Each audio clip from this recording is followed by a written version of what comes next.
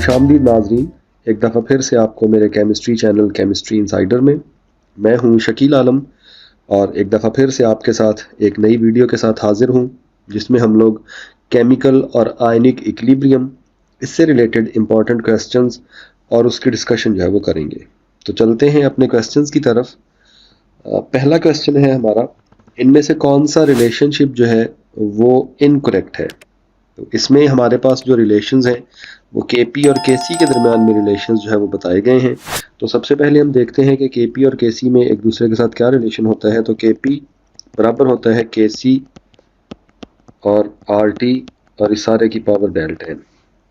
अब यहाँ पे ये डेल्टा एन जो है ये मोस्ट इंपॉर्टेंट फैक्टर है जो हमने यहाँ पे स्टडी करना है। डेल्टा एन किस चीज़ के बराबर है? ये बराबर होता है number of moles of products minus number of moles of reactants के। अब अगर हमारे पास number of moles of products ज़्यादा होंगे number of moles of reactant से, तो हमारे पास जो डेल्टा एन है ये ज़ीरो से बड़ा होगा। जब इसकी वैल्यू ज़ीरो से बड़ी होगी हम इस वैल्यू को यहाँ पे पुट करेंगे तो Kp जो है ये बड़ा आएगा Kc से, क्योंकि Kp Kc Rt, इसकी मैं पावर अपनी तरफ से कोई भी अज्यूम कर लेता हूँ, फर्ज कीजिए कि 2। तो Kc को जब हम Rt की पावर 2 से मल्टीप्लाई करेंगे तो ये Kp के बराबर आएगा। तो यहाँ पे Kp जो है वो बड़ा हो जाएगा Kc से। तो अगर डेल्टा n ग्रेटर देन 0 है तो Kp को Kc से बड़ा होना चाहिए। तो हमने यहाँ पे इनकरेक्ट रिलेशन जो है वो बताना है, ये बात याद रखिएगा। तो ये रिलेशन है लेकिन ये करेक्ट रिलेशन है, तो ये हमारा राइट ऑप्शन नहीं हो सकता। अब हम दूसरी सिचुएशन पे आते हैं। अगर number of moles of products जो है ये कम हो अगर number of moles of reactant से, तो हमारे पास जो डेल्टा एन की वैल्यू है फिर ये छोटी हो जाएगी 0 से, और ऐसी सिचुएशन में Kp जो है ये कम हो जाएगा Kc से। इसके लिए एक छोटा सा ट्रिक जो है वो याद रखिए। अगर हमारे पास number of moles of products greater हैं तो फिर Kp भी ग्रेटर होगा। अगर number of moles of products less हैं तो फिर Kp भी लेस होगा। तो हमने इन दोनों के P को एक दूसरे के साथ जोड़ना है। अगर Np बड़ा है तो Kp बड़ा है, अगर Np छोटा है तो Kp छोटा है। तो इस सिचुएशन में Kp छोटा होगा Kc से अगर डेल्टा n लेस देन 0 हो। ये रिलेशन है और ये भी करेक्ट रिलेशन है, लेकिन ये हमारा राइट ऑप्शन नहीं होगा। और आखिरी सिचुएशन, अगर delta n is equal to 0 हो जाए, मतलब जब number of moles of products और number of moles of reactants बराबर हो जाए, तो ऐसी सिचुएशन में Kp और Kc एक दूसरे के बराबर हो जाएंगे। अगर मैं यहाँ पे वैल्यू पुट करूँ Kp is equal to Kc Rt और इस सारे की पावर 0 पुट करूँ तो Kp बराबर आ जाएगा Kc के, क्योंकि ये सारी टर्म जो है ये 1 के बराबर हो जाएगी और हमारा Kp और Kc एक दूसरे के बराबर हो जाएंगे। तो इसका मतलब ये हुआ कि ये तीनों ही जो रिलेशंस दिए गए हैं ये करेक्ट रिलेशन है, इनमें से कोई भी इनकरेक्ट रिलेशन नहीं है। तो फिर हमारा राइट ऑप्शन क्या हो जाएगा? Delta, that is none of these. Second question है हमारा, अगर ऑक्सीडेशन हो रही है SO2 की ऑक्सीजन के जरिए और ये एक एक्सोथर्मिक रिएक्शन है, तो बताइए कि SO3 की यील्ड को कैसे हम बढ़ा सकते हैं। तो अगर मैं इसका रिएक्शन लिखूं, मेरे पास SO2 रिएक्ट कर रहा है ऑक्सीजन के साथ और मुझे प्रोडक्ट में मिल रहा है SO3। अगर मैं इसको बैलेंस करूं इस रिएक्शन को तो दोनों के साथ 2 आ जाएगा। अब यहाँ पे देखिए मुझे प्रेशर और टेम्परेचर दोनों का इफेक्ट जो है वो बताना है, क्योंकि प्रोसेस एक्सोथर्मिक है। तो यहाँ पे मेरे पास हीट जो है वो प्रोडक्ट वाली साइड पे आ जाएगी। तो अब मुझे यील्ड को बढ़ाना है। तो देखिए यील्ड को बढ़ाने के लिए हीट को अगर मैं देखूं तो मुझे रिएक्शन के टेम्परेचर को डिक्रीज करना होगा, ताकि इससे हमारी ये प्रोडक्ट वाली साइड जो है ये छोटी हो जाए और प्रोसेस जो है ये फॉरवर्ड डायरेक्शन में मूव कर सके। क्योंकि रिवर्सिबल प्रोसेस है तो मैं यहाँ पे एरो जो है वो डबल हेडेड एरो लगा देता हूँ इस तरह से। तो प्रोसेस को फॉरवर्ड डायरेक्शन में लेके जाने के लिए टेम्परेचर को मुझे कम करना पड़ेगा। इसी तरीके से अगर मैं प्रेशर की बात करूं तो यहाँ पे मेरे पास रिएक्टेंट वाली साइड पे 3 मोल्स हैं टोटल रिएक्टेंट्स के, और प्रोडक्ट वाली साइड में मेरे पास 2 मोल्स हैं। तो वो चेंज जो कि नंबर ऑफ मोल्स में कमी लेके आएगी, वो प्रोसेस को फॉरवर्ड डायरेक्शन में लेके जाएगी। तो कौन सी चेंज है जो कि नंबर ऑफ मोल्स को कम करेगी? वो वॉल्यूम में कमी है। अगर नंबर ऑफ मोल्स को मुझे कम करना है तो मुझे वॉल्यूम को कम करना पड़ेगा अकॉर्डिंग टू एवोगाड्रोस लॉ, और वॉल्यूम को कम करने के लिए मुझे प्रेशर को बढ़ाना पड़ेगा। तो ये मेरी 2 सिचुएशन हो जाएंगी, प्रेशर को बढ़ाना और टेम्परेचर को कम करना। तो मेरा राइट ऑप्शन कौन सा हो जाएगा? बीटा, कि टेम्परेचर कम कर दिया जाए और प्रेशर को बढ़ा दिया जाए। थर्ड क्वेश्चन है हमारा, एक दफ़ा फिर से, इनमें से कौन सी स्टेटमेंट जो है वो करेक्ट है। यहाँ पे ये स्टेटमेंट जो है ये एसिड और बेसिस के हवाले से दी गई है। पहली स्टेटमेंट है conjugate base of weak acid is weak. तो वीक एसिड अगर हो तो उसकी कॉन्जुगेट बेस वीक नहीं होगी बल्कि वो स्ट्रॉन्ग होगी, इसीलिए हमारा प्रोसेस रिवर्स डायरेक्शन में आ जाएगा। तो ये स्टेटमेंट जो है ये इनकरेक्ट है, तो ये हमारा राइट ऑप्शन नहीं होगा। जितनी के ए ज़्यादा उतनी के बी ज़्यादा, तो ये स्टेटमेंट भी इनकरेक्ट है क्योंकि के ए और के बी में इनवर्स रिलेशन होता है। तो अगर के ए ज़्यादा होगा तो के बी उतनी स्मॉल होगी, तो ये इनकरेक्ट स्टेटमेंट है और ये राइट ऑप्शन नहीं है। जितनी मोलर कॉन्सेंट्रेशन H पॉजिटिव की ज़्यादा उतनी पीएच ज़्यादा, तो H पॉजिटिव और पीएच में भी इनवर्स रिलेशन होता है। तो हमारी ये स्टेटमेंट भी इनकरेक्ट है और हमें करेक्ट स्टेटमेंट बतानी है, तो इनमें से हमारी कोई भी स्टेटमेंट करेक्ट नहीं है। तो हमारा राइट ऑप्शन कौन सा हो जाएगा, नन ऑफ दीज। तो यहाँ पे एक दो रिलेशंस ये याद रखिएगा, जैसे दो रिलेशन मैंने लिख दिए हैं, के ए और के बी में इनवर्स रिलेशन है, एच और पी एच में इनवर्स रिलेशन है। इसी तरीके से एच पॉजिटिव और ओ एच नेगेटिव में इनवर्स रिलेशन होगा।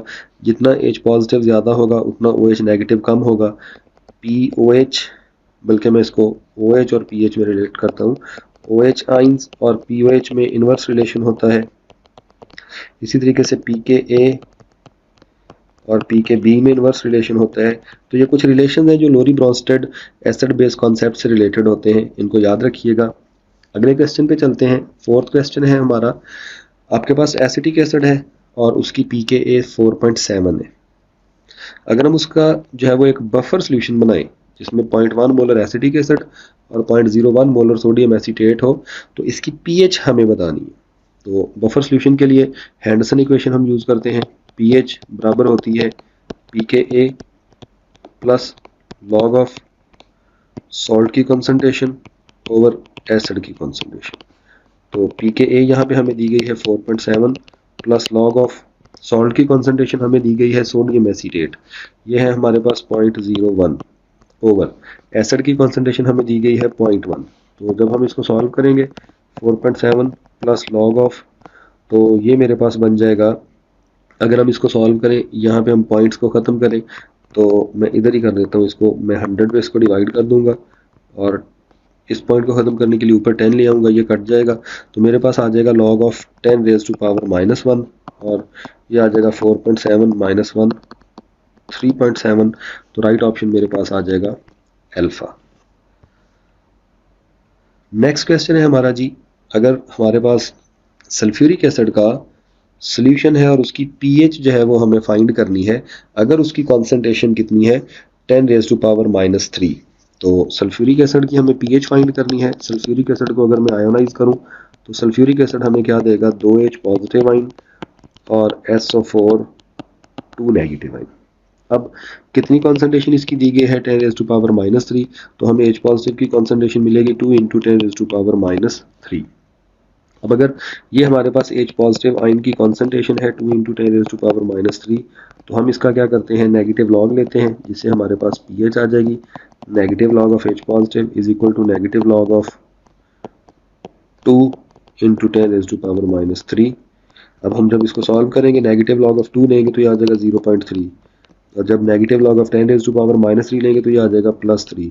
इसको जब सॉल्व करेंगे तो 2.7 हमारे पास बीटा राइट ऑप्शन निकल आएगा। नेक्स्ट क्वेश्चन पे चलते हैं। किसी भी एसिड की एक्वस सॉल्यूशन में अगर हमें स्ट्रेंथ डिटरमिन करनी हो तो हम इनमें से कौन सा फैक्टर यूज़ करेंगे। एसिड की स्ट्रेंथ के लिए हम Ka भी यूज़ कर सकते हैं, pH भी यूज़ कर सकते हैं, Kb भी किया जा सकता है, लेकिन ये बेसिस के लिए मोस्टली हम यूज़ करते हैं। तो Ka और pH को, अब क्योंकि उसमें हमने एक्वस सॉल्यूशन में फाइंड करना है, तो एक्वस सॉल्यूशन में जो एसिड्स होते हैं ये हमें H पॉजिटिव आइन प्रोवाइड करते हैं, और H पॉजिटिव आइन किसके साथ रिलेट करता है, pH ऑफ सॉल्यूशन के साथ रिलेट करता है। तो pH ऑफ सॉल्यूशन से हम क्या कर सकते हैं, किसी भी एसिड की एक्वस सॉल्यूशन में स्ट्रेंथ जो है वो बता सकते हैं। जितनी pH ज़्यादा होगी उतना सॉल्यूशन लेस एसिडिक होगा, जितनी pH कम होगी उतना सॉल्यूशन ज़्यादा एसिडिक होगा। तो pH और एसिडिक स्ट्रेंथ में इनवर्स रिलेशन होगा। नेक्स्ट क्वेश्चन पे चलते हैं। क्वेश्चन नंबर 7 है, एक रिएक्शन है, उसमें Kc की वैल्यू बढ़ रही है टेम्परेचर के बढ़ने से। तो हमें बताना है कि डेल्टा H इस रिएक्शन के लिए क्या होगी। हमें इंथाल्पी ऑफ रिएक्शन बतानी है, हमें बताना है कि रिएक्शन एंडोथर्मिक है या एक्सोथर्मिक है, अगर टेम्परेचर के बढ़ाने से रिएक्शन में Kc की वैल्यू इंक्रीज हो रही है। तो देखिए, टेम्परेचर के बढ़ाने से Kc की वैल्यू बढ़ रही है। Kc हमारे पास किसके बराबर होता है, प्रोडक्ट ओवर रिएक्टेंट्स के। अब Kc की वैल्यू का बढ़ना ये इंडिकेट करता है कि हमारे पास प्रोडक्ट्स की मिकदार में इजाफा हो रहा है, मतलब रिएक्टेंट्स किस में कन्वर्ट हो रहे हैं, प्रोडक्ट्स में। तो इसका मतलब ये है कि हमारे प्रोसेस की कौन सी डायरेक्शन हो रही है, फॉरवर्ड डायरेक्शन जो है ये हमारा प्रोसेस जा रहा है टेम्परेचर के बढ़ाने से। अब कौन सा प्रोसेस जो है वो फॉरवर्ड डायरेक्शन में जा सकता है टेम्परेचर के बढ़ाने से, जिसमें अगर हमारा ये रिएक्टेंट ए है और उसमें हीट जो है वो कहाँ पे मौजूद होगी, रिएक्टेंट वाली साइड पे। अगर वो एंडोथर्मिक रिएक्शन होगा, अगर उसमें जो इंथाल्पी चेंज है ये पॉजिटिव होगी, एंडोथर्मिक प्रोसेस होगा, तो उसमें टेम्परेचर के बढ़ाने से प्रोसेस फॉरवर्ड डायरेक्शन में जाएगा और Kc की वैल्यू क्या होगी, बढ़ जाएगी। तो हमारे पास यहाँ पे राइट ऑप्शन क्या आ जाएगा, alpha, that is positive, that is endothermic process. Next question है, अगर एक सोल्यूशन है और उसकी पीओएच की वैल्यू 5 है, तो उसकी हाइड्रोजन H पॉजिटिव आयन की कॉन्सेंट्रेशन बताइए क्या होगी। तो हमें पता है कि पीएच बराबर होता है पीओएच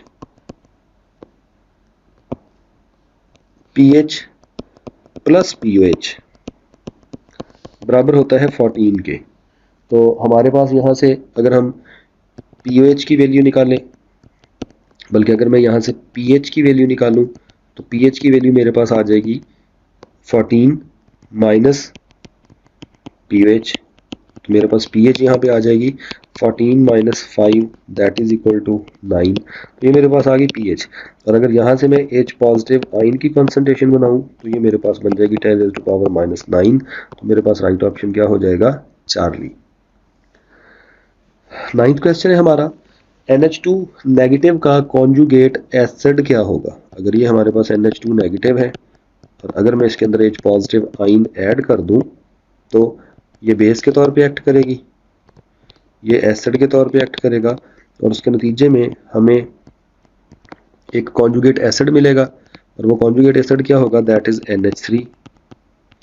तो ये हमारे पास यहाँ पे क्या हो जाएगा, कॉन्जुगेट एसिड हो जाएगा NH2 नेगेटिव का। तो राइट ऑप्शन हमारे पास क्या बनेगा, चार्ली। नेक्स्ट क्वेश्चन है, अगर हमारे पास 1 dm क्यूब ऑफ वाटर हो तो उसमें कितने मॉलिक्यूल्स होंगे। 1 dm क्यूब ऑफ वाटर का मतलब है कि हमारे पास 1 किलोग्राम ऑफ वाटर मौजूद है, और 1 किलोग्राम का मतलब यह है कि हमारे पास 1000 ग्राम ऑफ वाटर है, और 1000 ग्राम का मतलब यह है कि हमारे पास 1000/18 मोल्स ऑफ वाटर है, और ये बन जाएंगे 55.5 मोल्स। और 55.5 मोल्स का मतलब ये है कि हमारे पास 55.5 Na मॉलिक्यूल्स मौजूद है। तो हमारे पास यहाँ पे राइट ऑप्शन कौन सा आ जाएगा, beta. 55.5 Na Avogadro number of molecules है वो हमारे पास यहाँ पे मौजूद होंगे 1 dm क्यूब ऑफ वाटर में। 11th क्वेश्चन है कि volume of ammonia in equilibrium mixture of Haber's process. जब हम हैबर्स प्रोसेस के जरिए अमोनिया की सिंथेसिस करते हैं, तो उसमें हमें कितना जो है वो वॉल्यूम मिलेगा उस मिक्सचर में, किस चीज़ का, अमोनिया का। तो अमोनिया जो है इसमें 35% उस इक्विलिब्रियम मिक्सचर में मौजूद होती है जब हम हैबर प्रोसेस के जरिए अमोनिया को सिंथेसाइज करते हैं। 12 क्वेश्चन है, अगर वाटर ऐड किया जाए हाइड्रोलिसिस ऑफ BiCl3 में तो सॉल्यूशन के अंदर क्या होगा। तो पहले हम इसका कॉन्सेप्ट समझते हैं। अगर BiCl3 हमारे पास हो, हम इसमें वाटर ऐड करें, तो एक रिवर्सिबल प्रोसेस होगा जिसके नतीजे में BiOCl बनेगा प्लस 2HCl, ये प्रोसेस होगा। अब जो BiOCl है ये वाइट प्रेसिपिटेट की शक्ल में उस सॉल्यूशन के अंदर हमें मिलेगा, वाइट प्रेसिपिटेट, और ये सॉल्यूशन को मिल्की कर देगा। ये हमारे सॉल्यूशन को क्या करेगा, ये प्रेसिपिटेट्स क्या करेंगे, सॉल्यूशन को मिल्की या हेजी कर देंगे। अब जितनी इसकी मिकदार BiOCl की ज़्यादा होगी, उतना हमारा सॉल्यूशन ज़्यादा मिल्की होगा, ज़्यादा हेजी होगा। इसको आर्टिफिशियल मिल्क भी बोला जाता है। ये इतना सॉल्यूशन को वाइट कर देता है कि बिल्कुल वो दूध की तरह दिखना शुरू हो जाता है, तो इसको आर्टिफिशियल मिल्क भी बोलते हैं। अब हमारा क्वेश्चन क्या है कि अगर हम क्या करें, इसके अंदर वाटर ऐड करें तो हम रिएक्टेंट की मिकदार को क्या करेंगे, इंक्रीज करेंगे। तो जब हम रिएक्टेंट की मिकदार को इंक्रीज करेंगे तो हमारी जो P over R, product over reactant की रेशो, या जिसको हम क्यूसी कह सकते हैं, ये कम हो जाएगी केसी से, क्योंकि हमने रिएक्टेंट की मिकदार को बढ़ाया है। तो अब प्रोसेस को इक्विलिब्रियम की तरफ जाने के लिए क्या करना पड़ेगा, रिएक्टेंट को प्रोडक्ट में कन्वर्ट करना पड़ेगा ताकि ये रेशो बढ़ सके और केसी की तरफ जा सके। तो प्रोसेस को फॉरवर्ड डायरेक्शन में जाना पड़ेगा ताकि केसी की वैल्यू को दोबारा से अचीव किया जा सके। तो जब प्रोसेस फॉरवर्ड डायरेक्शन में जाएगा तो मोर अमाउंट ऑफ BiOCl बनेगी और सोल्यूशन जो है वो more amount of white precipitate बनाएगा और सोल्यूशन की हेजीनेस में या मिल्कीनेस में या क्लाउडीनेस में इजाफा होगा। तो हमारे पास क्लाउडी सोल्यूशन जो है वो फर्दर हो जाएगा, अल्फा राइट ऑप्शन होगा। नेक्स्ट क्वेश्चन है मेरे पास 13th, percentage ionisation of weak acid depends upon.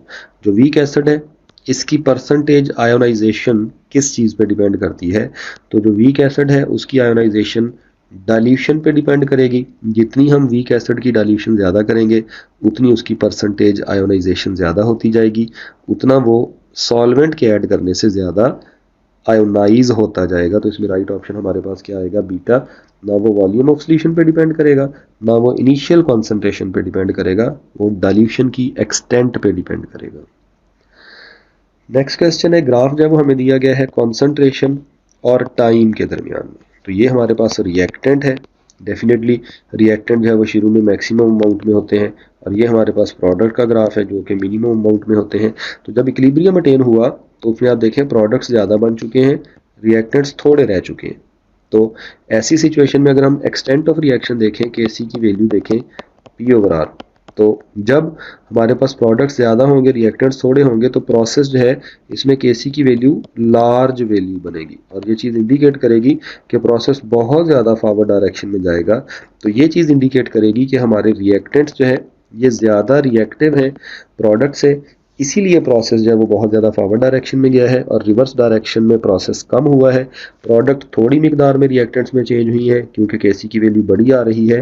तो हमारे पास इसमें फिर राइट ऑप्शन क्या होगा, reactants are more reactive than product. तो प्रोसेस ज़्यादा फॉरवर्ड डायरेक्शन में जाएगा और केसी की वैल्यू ज़्यादा लार्ज आएगी।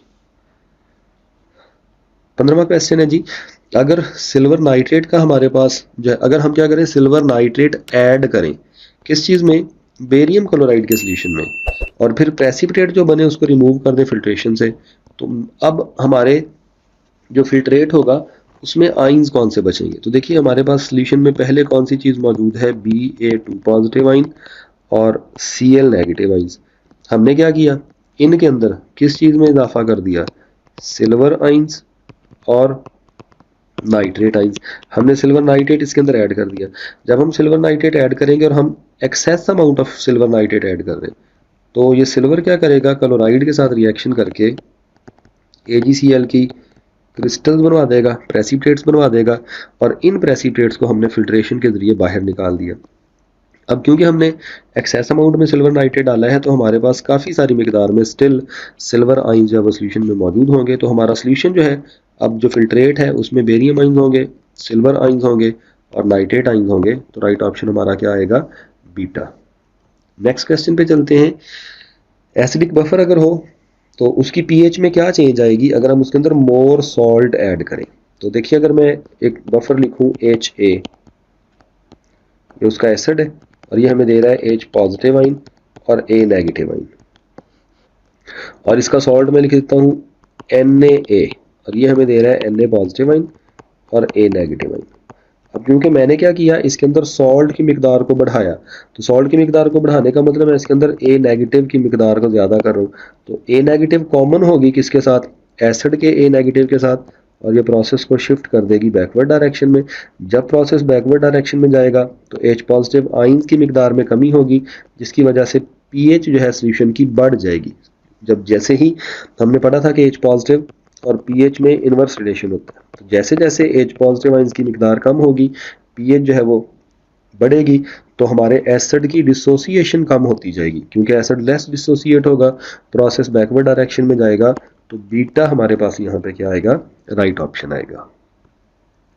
अगले क्वेश्चन पे चलते हैं कि प्रेसिपिटेशन जो है कब होगी, जब आयनिक प्रोडक्ट या आयनिक कॉन्सेंट्रेशन ज़्यादा होगी किससे? KSP से। देखिए KSP का कॉन्सेप्ट क्या है, अगर हमारे पास एक वीकली आयोनाइजेबल सॉल्ट है लाइक PbCl2, बहुत कम मिकदार में आयोनाइज हो रहा है और ये हमें दे रहा है Pb2 पॉजिटिव और 2Cl नेगेटिव, तो यहाँ पे KSP किसके बराबर आएगा? ये बराबर आएगा इन दोनों आयंस की कॉन्सेंट्रेशन के प्रोडक्ट के, Cl नेगेटिव का स्क्वायर। अब ये हमारे पास KSP है और ये हमारे पास आयंस की सॉल्युबिलिटी की प्रोडक्ट है। अब जितनी ये वैल्यू बढ़ती जाएगी जो है वो आयंस की सॉल्युबिलिटी की, तो प्रेसिपिटेशन हो जाएगी। अगर ये वैल्यू KSP से बढ़ जाती है या आयनिक कॉन्सेंट्रेशन, तो प्रेसिपिटेशन हो जाएगी। अगर ये इसके बिल्कुल इक्वल होगी तो इक्विलिब्रियम सिचुएशन होगी। अगर ये लेस देन है तो अनसैचुरेटेड सोल्यूशन, यहाँ पे सोल्यूशन हमारा क्या होगा? अनसैचुरेटेड। यहाँ पे इक्विलिब्रियम होगा एग्जैक्टली, और यहाँ पे क्या हो जाएगा? सोल्यूशन सैचुरेटेड हो जाएगा, मोर देन सैचुरेटेड, और यहाँ पे प्रेसिपिटेशन जो है वो अकर हो जाएगी। तो राइट ऑप्शन हमारे पास क्या आएगा? बीटा। नेक्स्ट क्वेश्चन है जी, molar solubility of calcium hydroxide in water in term of KSP can be written as. अब हमने यहाँ पे S की वैल्यू निकालनी है, सॉल्युबिलिटी की वैल्यू निकालनी है। अगर हम कैल्शियम हाइड्रोक्साइड लें तो कैल्शियम हाइड्रोक्साइड जब आयोनाइज होगा तो ये क्या देगा हमें? Calcium 2 positive ion, 2OH negative ion. और अगर मैं क्या करता हूँ, इसको दोबारा से एक दफ़ा लिख लूँ, 2OH नेगेटिव आइन। तो अगर मैं इसमें देखूँ, अगर मैं इसको S बोलूँ, इसकी सॉल्युबिलिटी को, इसको मैं 2S बोल दूँ, तो मेरे पास जो फॉर्मूला बनेगा KSP का वो क्या आएगा? इसकी कॉन्सेंट्रेशन S, इसकी कॉन्सेंट्रेशन 2S और इसका क्या आएगा? स्क्वायर। ये बन जाएगा 4S क्यूब KSP। और अगर मुझे S निकालना है तो ये आ जाएगा KSP ओवर 4 और इस सारे की पावर आ जाएगी 1/3। तो मेरे पास राइट ऑप्शन क्या आएगा सॉल्युबिलिटी के लिए? चार्ली। नेक्स्ट क्वेश्चन पे चलते हैं जी। बड़ा ही इंटरेस्टिंग क्वेश्चन है कि पोजीशन ऑफ इक्विलिब्रियम चेंज होगी किस चीज़ से? देखिए याद रखिएगा, इक्विलिब्रियम को हम जब भी डिस्टर्ब करेंगे, चाहे हम कॉन्सेंट्रेशन चेंज करें, चाहे प्रेशर वॉल्यूम चेंज करें, चाहे टेम्परेचर चेंज करें, तो हमारे इक्विलिब्रियम की पोजीशन जो है वो डिस्टर्ब हो जाएगी। तो यहाँ पे कॉन्सेंट्रेशन से भी हो सकती है, टेम्परेचर से भी हो सकती है, तो इक्विलिब्रियम की पोजीशन डिस्टर्ब हो जाएगी कॉन्सेंट्रेशन और टेम्परेचर दोनों को चेंज करके। लेकिन अगली बात याद रखिएगा, कॉन्सेंट्रेशन चेंज करने से KC की वैल्यू में चेंज नहीं आएगी, सिर्फ पोजीशन में चेंज आएगी। लेकिन टेम्परेचर चेंज करने से KC भी चेंज हो जाएगा और पोजीशन ऑफ इक्विलिब्रियम भी चेंज हो जाएगी, दोनों चीज़ें चेंज होगी। जबकि इस केस में सिर्फ पोजीशन चेंज होगी लेकिन KC की वैल्यू चेंज नहीं होगी, वो कांस्टेंट रहेगी। तो यहाँ पे क्योंकि क्वेश्चन में पोजीशन पूछा गया था, तो फिर राइट ऑप्शन हमारे पास क्या आ जाएगा? Both A and B। Next question है जी, 20th क्वेश्चन है, इनमें से कौन सा ऐसा फैक्टर है जो KC की वैल्यू को चेंज कर सकता है? एक फैक्टर तो अभी मैंने आपको पिछले क्वेश्चन में बोला टेम्परेचर, बट वो यहाँ पे नहीं है। कॉन्सेंट्रेशन से अभी हमने देखा कि KC की वैल्यू चेंज नहीं हो सकती। कैटलिस्ट ऐड करने से किसी चीज़ में भी चेंज नहीं आती, ना KC चेंज होगा कैटलिस्ट से, ना पोजीशन चेंज होगी, सिर्फ प्रोसेस इक्विलिब्रियम जल्दी अटेन कर लेगा।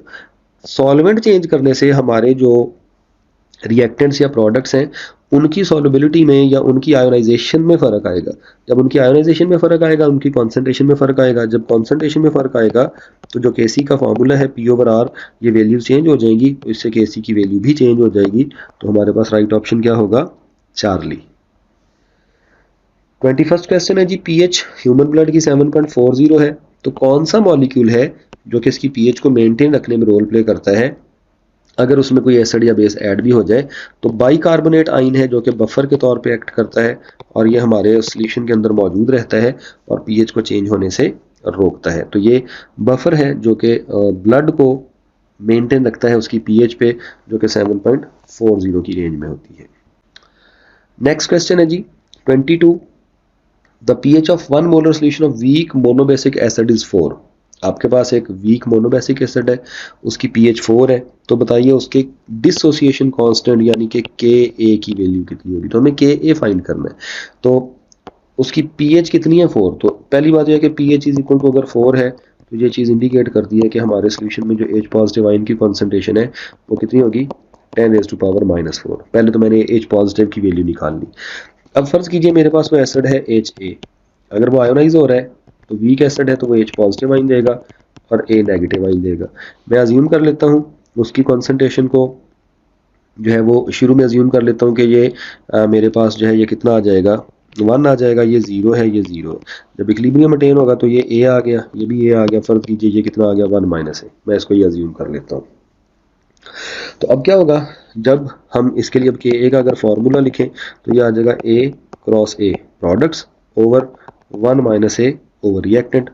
तो ये बन जाएगा a स्क्वायर ओवर 1। यहाँ से जो 1 माइनस a है that is approximately equal to 1। क्यों?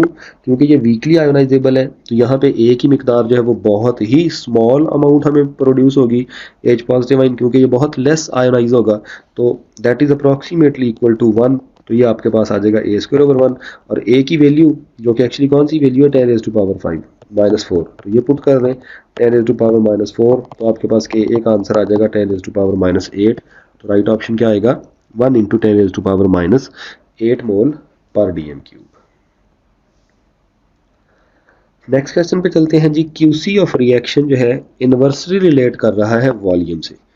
QC that is equal to P over R, और ये इनवर्सली रिलेटेड है, सॉरी यहाँ पे इनवर्स का साइन आएगा, इनवर्सली रिलेटेड है वॉल्यूम के साथ। तो कह रहा है कि जी बताइए अगर हम प्रेशर को इंक्रीज करें तो इक्विलिब्रियम पोजीशन पे क्या इफेक्ट होगा। तो देखें, जब हम प्रेशर को बढ़ाएंगे तो वॉल्यूम कम होगा, तो अगर वॉल्यूम कम होगा तो वॉल्यूम तो ऑलरेडी प्रोडक्ट ऑफ रिएक्टेंट या क्यूसी के साथ इनवर्स रिलेशन में है, तो इससे क्यूसी की वैल्यू क्या हो जाएगी, ज़्यादा, क्योंकि इनवर्स रिलेशन है वॉल्यूम और क्यूसी के दरमियान। अगर क्यूसी की वैल्यू ज़्यादा होगी केसी से तो प्रोसेस बैकवर्ड डायरेक्शन में जाएगा, रिएक्टेंट्स की तरफ जाएगा, ताकि इक्विलिब्रियम को दोबारा अटेन कर सके। तो हमारी जो पोजीशन है इक्विलिब्रियम की वो लेफ्ट साइड पे बैकवर्ड डायरेक्शन में शिफ्ट हो जाएगी। तो राइट ऑप्शन आएगा हमारे पास अल्फा। NaCl जो है इसकी क्रिस्टलाइजेशन हम कर सकते हैं, कैसे कर सकते हैं, कॉमन आइन इफेक्ट यूज करते हुए, HCl गैस ऐड करते हुए। तो हमारे पास ये NaCl है, जब आप इसको पानी में डालते हैं Na पॉजिटिव आइन देगा, Cl नेगेटिव आइन देगा। जब इसी सोल्यूशन के अंदर, बल्कि पहले मैं इसकी जो है वो यहाँ से क्या करता हूँ, Kc की वैल्यू लिख देता हूँ। Kc किसके बराबर आ जाएगा, Na positive Cl negative, Na की कॉन्सेंट्रेशन Cl की कॉन्सेंट्रेशन ओवर NaCl। अब मैं क्या करता हूँ, अगर इसके अंदर HCl ऐड करता हूँ तो उससे क्या होगा, मुझे मिलेगा H पॉजिटिव आइन Cl नेगेटिव आइन।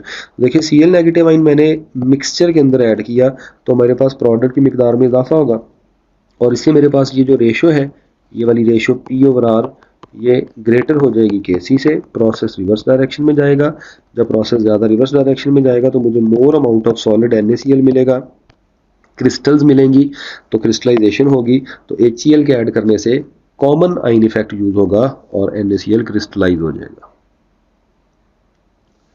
अगर हम टेम्परेचर को इंक्रीज करें 25 डिग्री सेल्सियस से 40 डिग्री पे, तो pH ऑफ वाटर पे क्या इफेक्ट होगा।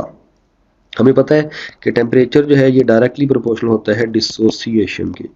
जितना टेम्परेचर बढ़ाएंगे उतनी हमारे सोल्यूशन की डिसोसिएशन बढ़ेगी। अब अगर आप टेम्परेचर बढ़ाएंगे तो वाटर की जो डिसोसिएशन है उसमें क्या होगा, इजाफा।